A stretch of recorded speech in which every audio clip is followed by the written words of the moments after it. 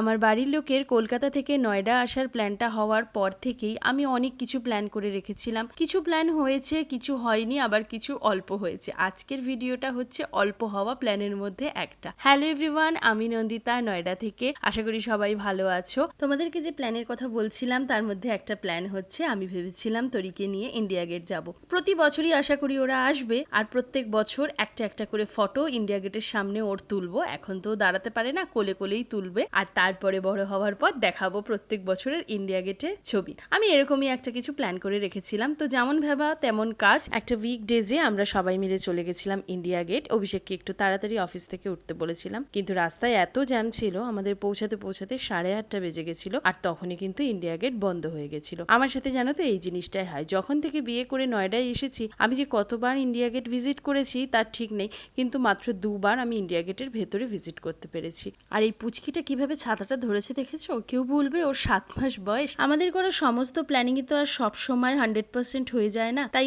India gate বন্ধ থাকলেও যতটুকু আনন্দ আমরা একসাথে করেছি, আমাদের ছোট্ট তরির প্রথম ইন্ডিয়া গেট ভিজিটের এই স্মৃতিটা কিন্তু সারা জীবন আমাদের সবার মনে থাকবে। আবারও হয়তো আমরা ইন্ডিয়া গেট যাব, কিন্তু আজকের দিনটা কিন্তু সবার মনে থাকবে।